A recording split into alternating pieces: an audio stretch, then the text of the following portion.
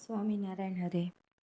સંવંત 1876ના માગસર સુધી 9મીને દિવસ શ્રીજી મહારાજ શ્રી ગઢડા મધ્યે દાદા ખાચરના દરબારમાં વિરાજમાન છે અને સર્વશ્વેત વસ્ત્ર ધારણ કર્યા છે અને પોતાના મુખારવિંદની આગળ મુનિ તથા દેશ દેશના હરિભક્તની સભા ભરાઈને બેઠી છે. પછી શ્રીજી મહારાજ બોલ્યા, જે આ સત્સંગમાં જે વિવેકી છે તે તો દિવસે દિવસે પોતાને વિશે અવગુણને દેખે છે અને ભગવાન અને ભગવાનના ભક્તને વિશે ગુણને પરઠે છે.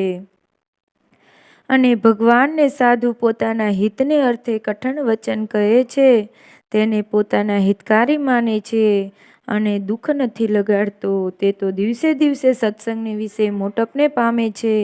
અને જે અવિવેક છે તે તો જેમ જેમ સત્સંગ કરે છે અને સત્સંગની વાત સાંભળે છે તેમ તેમ પોતાને વિશે ગુણ પરઠે છે અને ભગવાન અને સંત એનો દોષ દેખાડીને એની આગળ વાત કરે છે. તે વાતને માને કરીને અવળી લે છે અને વાતના કરનારાનો અવગુણ લે છે.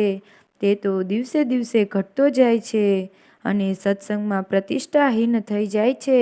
માટે પોતાને વિશે જે ગુણનું માન તેનો ત્યાગ કરીને સુરવીર થઈને ભગવાન અને ભગવાનના સંતને વિશે શ્વાસ રાખો તો એનો અવિવેક ટળી જાય છે અને સત્સંગમાં મોટપને પામે છે. ઇતિ વચનામૃત ગઢડા પ્રથમનું 6ઠ્ઠું થયું. સહજાનંદ સ્વામી મહારાજની જય.